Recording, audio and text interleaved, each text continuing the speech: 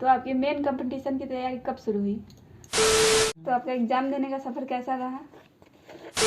कुछ दोस्त लोग कमेंट कर रहे थे कि अगर आपकी मान लीजिए अगर जॉब नहीं होती तो क्या आपकी गर्लफ्रेंड शादी करती, मतलब तब भी आप शादी करते। हेलो दोस्तों, welcome back to my YouTube channel.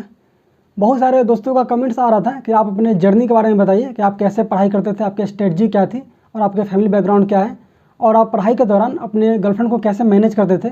तो इस वीडियो में मैं आपको सारी बातें बताने वाला हूँ। और अगर अभी हमारे आप चैनल से नहीं जुड़े हैं तो हमारे चैनल को आप सब्सक्राइब कर लें और इस वीडियो का पूरा देखें। हो सकता है ये वीडियो थोड़ा सा लंबा हो जाए क्योंकि हमारी कहानी थोड़ी सी लंबी भी हो सकती है, तो आप वीडियो को स्किप नहीं करें। आप हमारे और वीडियो को पूरा नहीं देखें लेकिन इस वीडियो को ज़रूर पूरा देखें। हो सकता है ये वीडियो आपके लाइफ को चेंज कर दे। और इस वीडियो में एक इंटरेस्टिंग चीज़ होने वाला है क्योंकि मैं दूसरों का इंटरव्यू लेता था लेकिन आज मेरी मिसेज मेरा इंटरव्यू लेगी और मेरे से ये सवाल करेगी और मैं जवाब देने की कोशिश करूँगा और अपनी जर्नी बताने की कोशिश करूँगा। तो आइए वीडियो को शुरू करते हैं।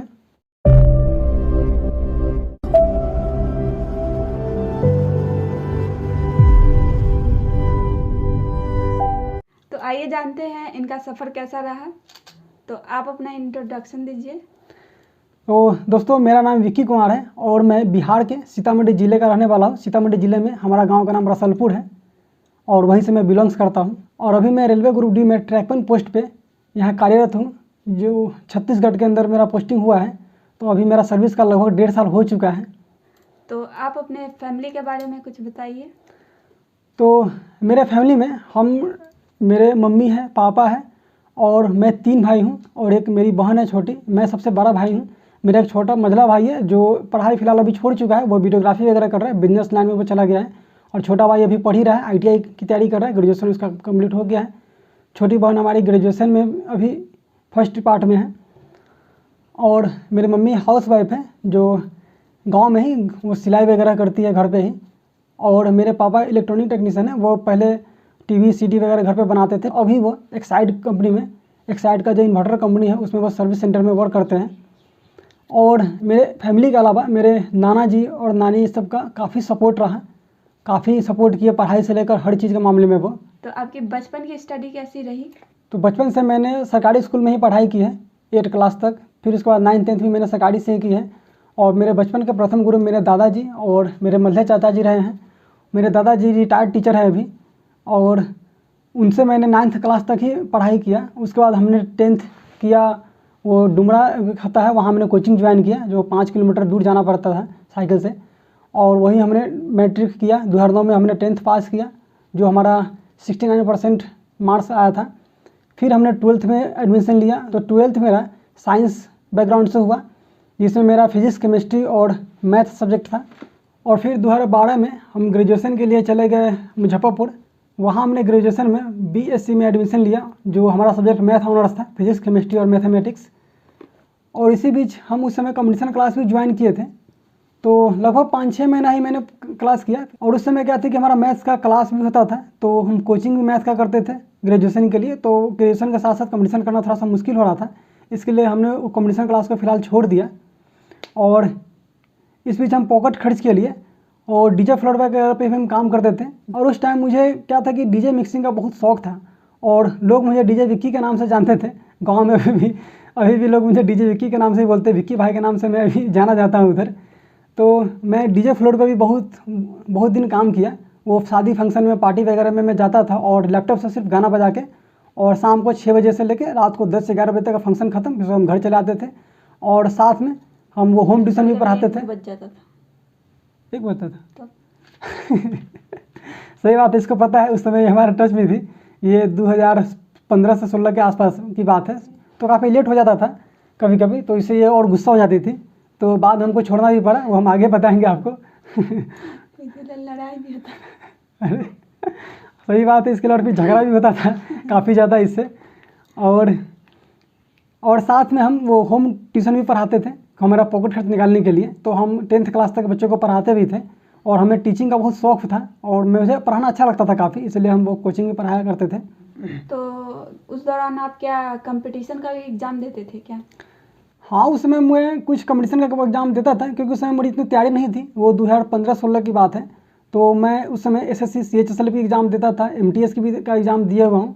तो मेरा ज़्यादा मार्क्स नहीं आता था और मैं एक रेलवे ग्रुप डी की उस समय अजमेर में मैंने फॉर्म भरा था अजमेर से, तो उस समय उतना तैयारी नहीं था, इसके कारण वो क्लियर हो नहीं पाया।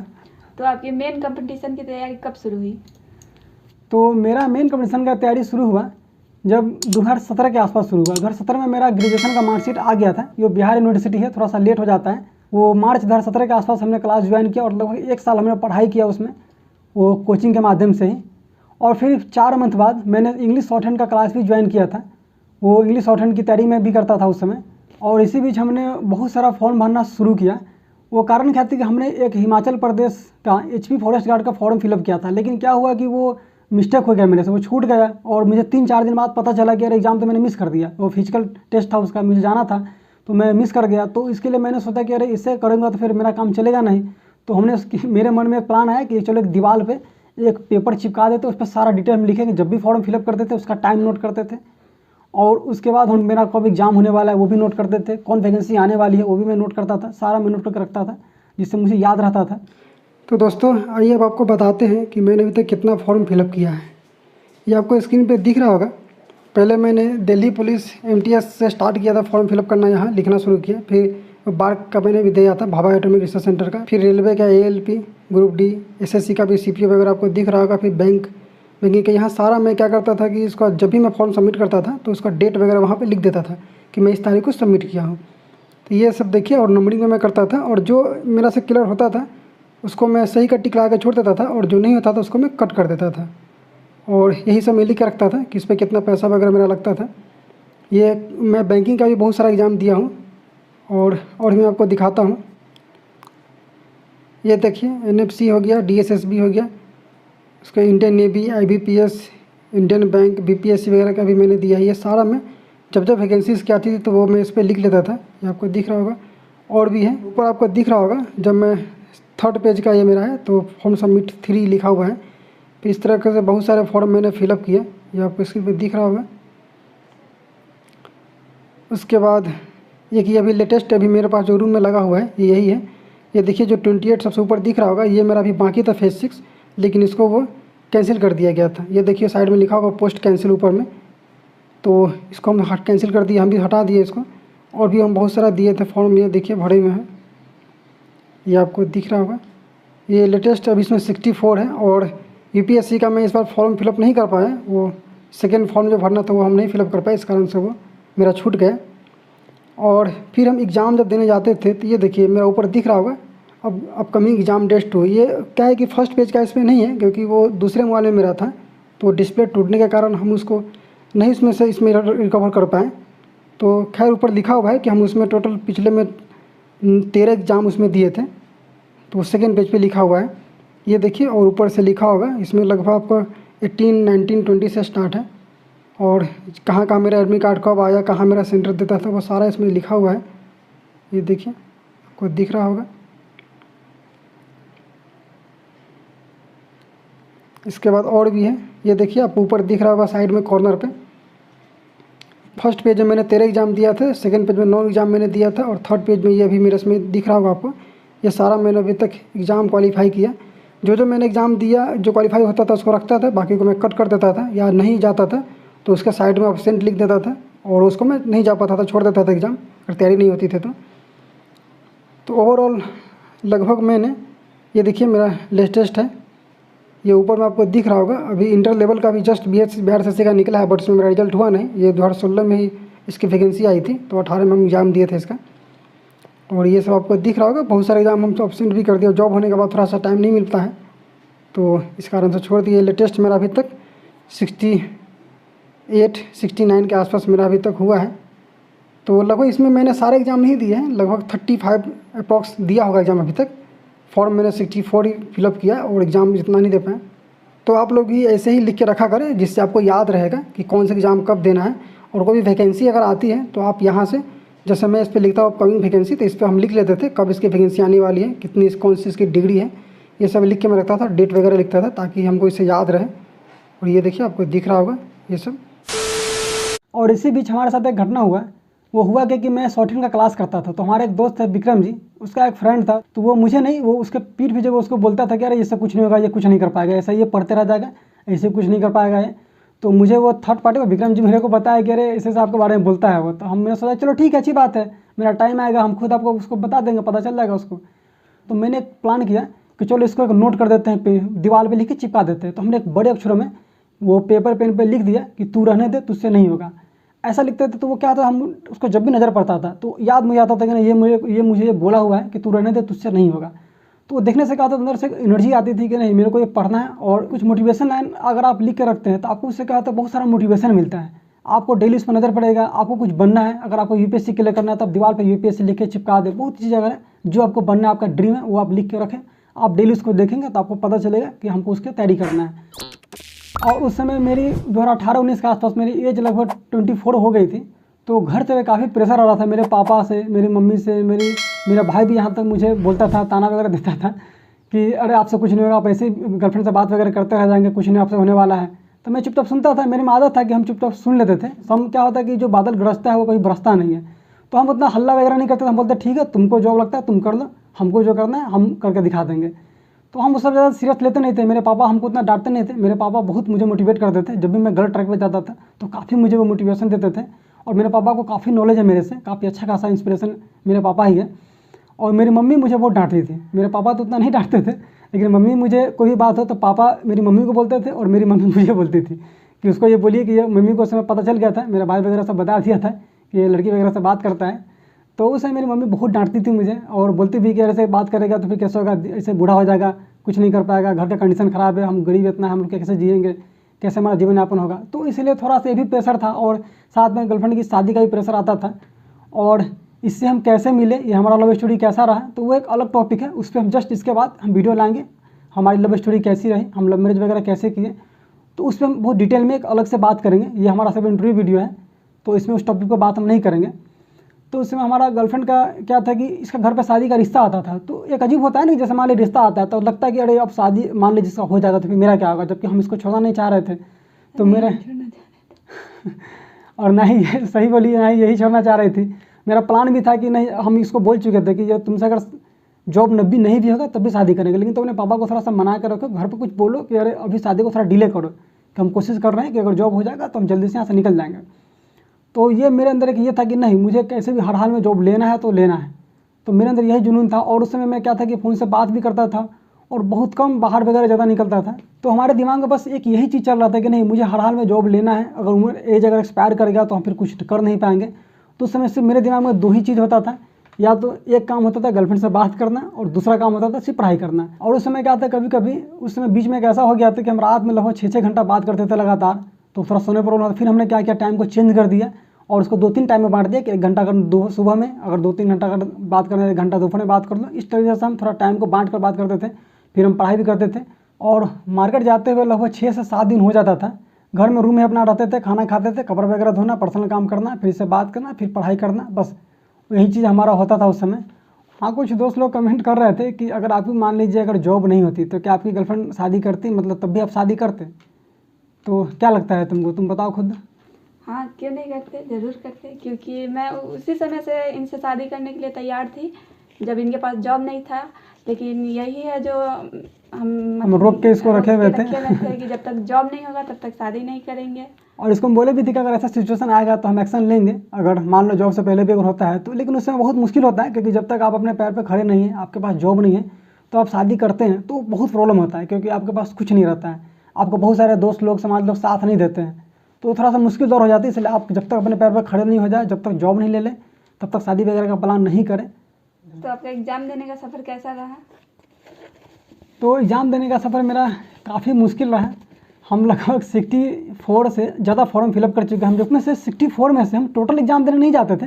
जो मुझे लगता था कि इसका तैयारी है तो हम जाते थे, और दूर के हिसाब से भी ज़्यादा पैसा भी खर्च होता था, मेरे पास उतना पैसा भी नहीं होता था, तो उसके हिसाब से सब एग्ज़ाम हम नहीं दिए थे। लेकिन 35 प्लस लगभग एग्ज़ाम हम दिए थे। उसमें से एग्ज़ाम मुजफ्फरपुर में टाउन में ही अगर होता था तो हम साइकिल से ही चले जाते थे वो एग्ज़ाम देने, क्योंकि गाड़ी से क्या होता है कि वहाँ पे आप अगर जाम में फंस गए तो आपको लेट भी हो सकता है, और साइकिल से शॉर्टकट रास्ता निकल जाते थे।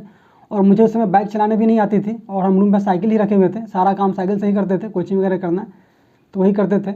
और बहुत सारे एग्ज़ाम हमने बाहर भी दिया, पटना भी बहुत सारा सेंटर हमारा दिया जाता था, तो पटना जाते थे। कुछ एग्ज़ाम हमने दिल्ली में भी दिया, कुछ मध्य प्रदेश, कुछ छत्तीसगढ़, हम मुंबई भी एग्ज़ाम हम देने जा चुके हैं। और बहुत सारा ट्रेन का धक्का भी हमने खाया है, क्योंकि ट्रेन का सफ़र तो आप जानते ही हैं, वो लोकल में अगर आप घुस जाते हो तो फिर क्या हाल होता है। स्टेशन पे हमने रात भी बिताया है, क्योंकि हमारे पास उतना पैसा नहीं होता था कि हम उस पर मैनेज करें। और 2018 तक हमने कोचिंग पढ़ाना भी छोड़ दिया था। तो उस समय मेरा क्या था कि जब कोचिंग पढ़ाते थे, पार्ट टाइम मेरा निकल जाता था कुछ पैसा, तो हम बुक वगैरह उससे खरीदते थे या फॉर्म फिलअप करते थे उस पैसे से। हम गार्जियन से बहुत कम पैसा लेने की कोशिश करते थे, हम खुद अपना सेल्फ डिपेंडेंट बनने की कोशिश करते थे। फिर बाद में थोड़ा प्रॉब्लम होने लगा, तो जब मेरा ज्वाइनिंग रेलवे का जब हुआ था, तो उस टाइम जो मेरा मंझला जो भाई है, उससे मैंने उसी के बैंक अकाउंट से मैं फॉर्म फिलअप करता था, तो उसको मैंने लगभग 9,000 के आसपास मैंने उसको पैसा दिया था, क्योंकि 9,000 उसके ऊपर मेरे पे उधार हो गया था और उसको मैंने पेमेंट किया था। जब मेरा आ गया था तो मैं सारा पैसा उसको दे दिया। तो आपकी एग्ज़ाम की स्ट्रेटजी कैसी थी? तो मैं पहले क्या था कि मैं एसएससी स्पेशलिस्ट था, तो एसएससी मेरा क्या था कि सबसे फेवरेट था। हम क्या था कि मेरा जीके बहुत कमज़ोर था उस समय। मैं एसएससी का मैथ मेरा ठीक था, क्योंकि मेरा मैथ बैकग्राउंड था, मेरा मैथ काफ़ी अच्छा था शुरू से ही। और रीजनिंग मेरा भी ठीक था थोड़ा सा। इंग्लिश मेरा भी एवरेज था। इंग्लिश के लिए हम मुजफ्फरपुर में एक विकास सर से क्लास करते थे, काफ़ी अच्छे टीचर है वो, काफ़ी अच्छे पढ़ाते थे। और लॉकडाउन उनका नोट्स भी मैंने रखा है, वो नोट्स अभी भी मुझे हेल्प करता है।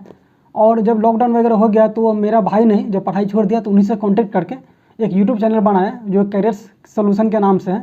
तो वो सर फिलहाल उसी पर पढ़ाए हुए हैं, बहुत सारा चैप्टर उस पर ऑलरेडी रखा हुआ है। अगर आप चाहें तो उस चैप्टर को देख सकते हैं, अगर आप एसएससी की तैयारी करते हैं या इंग्लिश पढ़ना चाहते हैं। मैं डिस्क्रिप्शन में उसका लिंक दे दूंगा, आप वहाँ से पढ़ सकते हैं। काफ़ी अच्छे टीचर हैं वो, आप एक बार ट्राई कर सकते हैं। उस समय क्या था कि हम 2018 तक ही कॉम्पिटिशन का क्लास किए थे। उसके बाद हमने 2018 के लास्ट में, लगभग 2019 के स्टार्टिंग तक हमने वो सेल्फ स्टडी करना शुरू कर दिया था। कोचिंग हमने छोड़ दिया था, और कोचिंग के मैथ्स का जो नोट्स हमें मिला था उसी से पढ़ाई हम करते थे, सेल्फ स्टडी। और हम कुछ ऑनलाइन भी क्लास करते थे, कुछ यूट्यूब वगैरह से हेल्प लेते थे, वो कॉपी में नोट्स बनाते थे। जीके भी हम वैसे ही करते थे, जीके के लिए भी हम वैसे कुछ बुक से पढ़ते थे। और एक चीज़ और मैं बता दूं, बहुत लोग बोलते हैं कि आपको बुक पूरा पढ़ना पड़ेगा, तो ये जरूरी नहीं है। कि अगर आप लुसेंट, अभी तक मैं सच बात बताऊं तो लुसेंट मेरा से अभी तक एक भी बार भी ख़त्म नहीं हुआ। स्पीडी में एक बार भी पूरा बुक अभी तक नहीं पढ़ पाया हूँ। बहुत सारे बुक ऐसे हैं जो मैंने अभी तक पूरा नहीं कंप्लीट किया है। तो ये गलत सोच है आदमी के अंदर कि अरे पूरा बुक पढ़ेंगे तभी हम कंप्लीट कर सकते हैं, ऐसा गलत है। क्योंकि आपका स्टडी डिपेंड करता है आपके एग्जाम पे कि क्वेश्चन कैसा आता है। आप लुसेंट बुक पूरा पढ़ लेते हैं, पता चलता है उसमें से कुछ क्वेश्चन आया ही नहीं, तो ये सिर्फ आपको दिक्कत हो जाएगी। इसलिए जरूरी नहीं कि एक ही बुक पर फोकस करें, आप अदर बुक्स पे भी पढ़ें, ऑनलाइन भी कुछ PDF वगैरह डाउनलोड करके पढ़ें, कुछ ट्रिक वगैरह भी आते हैं जीके के, वो वहाँ से पढ़ाई करें। और उस समय हम ऑनलाइन टेस्ट भी मॉक टेस्ट भी लगाते थे, ऑफलाइन भी टेस्ट लगाते थे। ऑनलाइन मॉक टेस्ट के लिए आपने टेस्ट बुक का नाम सुना ही होगा। ये एक ऐसा प्लेटफॉर्म है जो बहुत सारे मॉक टेस्ट प्रोवाइड करती है, जिसमें आपको रेलवे से रिलेटेड बहुत सारे मॉक टेस्ट मिल जाएंगे, जैसे कि railway JEE, railway NTPC, railway group D, railway ALP, इसके बहुत सारे आपको मॉक टेस्ट सीरीज मिल जाते हैं वहाँ पे। आप चाहे तो वहाँ से मॉक टेस्ट लगा सकते हैं। और अगर आप मेरा कूपन कोड VR10 यूज करते हैं तो आपको इसमें 10% का डिस्काउंट मिल जाएगा। जैसे कि अगर आप 1 साल के लिए टेस्ट बुक का पास लेते हैं तो आपको 299 में 30 रुपये तक का डिस्काउंट मिल जाएगा। और अगर आप 2 साल के लिए टेस्ट बुक का पास लेते हैं तो आपको 499 में 50 रुपये तक का डिस्काउंट मिल जाएगा। तो आप मेरा कूपन कोड VR10 यूज करके इसका फ़ायदा उठा सकते हैं, और डिस्क्रिप्शन में इसका लिंक आपको मिल जाएगा, आप वहाँ से इसको चेक कर सकते हैं। और ऑफलाइन टेस्ट के लिए हम क्या करते थे कि वो जो भी एग्जाम का मेरा होता था उसका प्रीवियस ईयर्स का हम क्वेश्चन पेपर रखते थे खरीद के, मार्केट में अवेलेबल है, वो आसानी से मिल जाएगा। तो उसी से हम बनाते थे वो कॉपी से, और टाइमर लगाते थे मोबाइल में कि हमको इतना टाइम पे उसको बना लेना। और मैं कोशिश करता था कि आपको 10 मिनट या 15 मिनट उसमें टाइम से बचा लूँ, कि लास्ट में उसको हम पूरा रिविजन कर सकें कि मेरा कौन सा क्वेश्चन छूट गया, तो उसको हम बनाते थे। तो आपका सबसे ज़्यादा हेल्पफुल मेरे लिए वही रहा, वो मेरा प्रीवियस ईयर का क्वेश्चन। इसके अलावा मॉक टेस्ट भी हम तैयारी करते थे। जब मेरा रेलवे ग्रुप D का ये फाइनल प्रोसेस होने वाला था, DB वगैरह हो गया था, उस समय तक मेरे पास लगभग 7 एग्जाम का मैं प्री क्लियर कर चुका था, जिसमें मुझे SSC MTS की मैं प्री क्वालिफाई कर चुका था, SSC GD भी मैं क्लियर किया था, SSC CGL भी मैं निकाला था, और SSC फेज 6 में डाटा प्रोसेसिंग असिस्टेंट का था, वो भी मेरा क्वालिफाई हो गया था प्री उसका। और उसके बाद SSC स्टेनोग्राफर का भी मैं क्लियर हो गया था, और रेलवे टेक्नीशियन का भी मैंने एग्जाम दिया था। तो टेक्नीशियन में मेरा प्री ठीक गया, लेकिन मेंस मेरा अच्छा नहीं गया, उतना कम नंबर आया, क्योंकि जीके मेरा स्ट्रॉन्ग नहीं था उतना, तो मेरा नहीं हो पाया क्लियर। फिर रेलवे ग्रुप D का मैंने दिया था, ग्रुप D का मेरा काफ़ी प्रोसेस आगे चला गया, ये मेरा स्टेप बाय स्टेप बहुत जल्दी क्लियर हो गया। और उस समय तक मेरा रेलवे ग्रुप D का वो ज्वाइनिंग लेटर वगैरह आने वाला था, मेरा सब कंप्लीट हो चुका था, मेडिकल वगैरह DB सब हो चुका था। तो उस समय हम शॉर्ट हैंड का क्लास करते थे, तो हमारा सर बोले भी थे उस समय कि अरे कहाँ तुम ग्रुप D में जाओगे, कि इससे अच्छा कि SSC वो 100 स्टोनों का तैयारी करो, इसमें अच्छा पोस्ट लो, बहुत बढ़िया आगे चले जाओगे। तो हम बोले सर ये मेरा फैमिली बैकग्राउंड थोड़ा सा बहुत प्रॉब्लम है, और हम काफ़ी बेरोजगार हमारे घर में सब है, तो हमको जॉब लेना ज़रूरी है, और इधर हमारा सबसे मैटर गर्लफ्रेंड का भी मैटर था। तो फिलहाल मुझे जॉब लेना जरूरी था, और हमारा फैमिली बैकग्राउंड भी काफ़ी ख़राब था, तो इसलिए हम जॉब को पहले सोचे कि नहीं जॉब को कर लेते, उसके बाद आगे मेरा तैयारी चलता रहेगा। तो जब ज्वाइनिंग कर लिए थे तो उसके बाद एसएससी का मेरा MTS का डिस्क्रिप्टिव पेपर भी था, तो वो हम एग्जाम देने नहीं गए, पापा बोले कि छोड़ दो। और ऐसे GD में हम नहीं गए क्योंकि मेरा उसमें उतना इंटरेस्ट नहीं था, तो GD हम नहीं गए। CGL का मेंस पेपर मैंने दिया, लेकिन मेंस का हमें तैयारी हो नहीं पाया क्योंकि यहाँ क्या था कि नेटवर्क का प्रॉब्लम है, तो वो भी मेरा क्लियर नहीं हो पाया। और SSC फेज 6 का जो आया था डाटा प्रोसेसिंग असिस्टेंट का, वो पोस्ट को ही ख़त्म कर दिया गया। स्टेनोग्राफर का भी मेरा प्री हुआ था, उसका स्किल टेस्ट होना था, तो हम मेरा यहाँ आने के बाद मेरा शॉर्ट हैंड पूरा हम भूल चुके थे, मेरा प्रैक्टिस ख़राब हो चुका था, इसलिए हम उसको भी छोड़ दिए। तो ये सब कारण से मेरा सारा ख़राब हो गया। तो अभी फ़िलहाल हम ग्रुप D में ही है। उसके बाद मेरा एक फोकस रहता है सिर्फ BPSC तैयारी करने का, तो अभी फ़िलहाल BPSC पे लगे हुए हैं। NTPC का एग्ज़ाम दिए हैं, अब देखते हैं क्या होता है रिजल्ट आने के बाद। तो जो भी स्टूडेंट अभी एग्ज़ाम की तैयारी कर रहे हैं उसके लिए आप क्या कहना चाहेंगे? तो दोस्तों मैं यही कहना चाहूँगा कि आप देखिए, जितना आप पे प्रेशर पड़ेगा आप उतना ही निखरेंगे।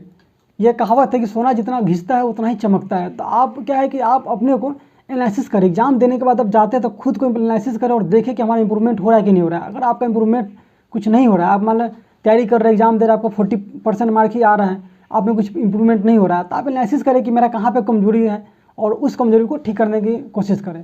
और जैसे जैसे आप आगे तैयारी करते जाएंगे तो आपको लगने लगेगा कि आप लक्ष्य के काफ़ी करीब है। आपका एग्जाम 1-2 नंबर से, 10 नंबर से, 20 नंबर से छूटेगा तो आपको खुद पता चल जाएगा।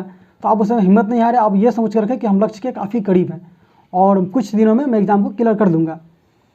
और मन में ये ठान कर रखें कि जब तक हम तोड़ेंगे नहीं तब तक छोड़ेंगे नहीं। तो यही चीज़ है, इसलिए हिम्मत बना कर रखें और हमेशा मोटिवेट रहें। तो दोस्तों आप लोग घबराएं नहीं और अपनी तैयारी करते रहे। अभी रेलवे का नोटिफिकेशन भी आ गया, वहाँ एग्ज़ाम जल्दी ही होगा।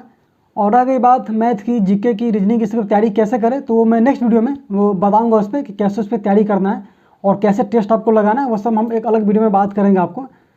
तो दोस्तों आशा करता हूँ कि आपको ये मेरा वीडियो अच्छा लगा होगा। और दोस्तों हमारे यूट्यूब फैमिली में आपसे जुड़ने के लिए आपका बहुत बहुत धन्यवाद और ऐसे ही आप हमारा सपोर्ट और प्यार बनाए रखें। तो दोस्तों अगर हमारा वीडियो आपको अच्छा लगे तो हमारे वीडियो को लाइक करें और अगर आप हमारे चैनल पर नए हैं तो हमारे चैनल को सब्सक्राइब करें। ठीक है फिर दोस्तों मिलते हैं नेक्स्ट वीडियो में, तब तक के लिए बाय बाय।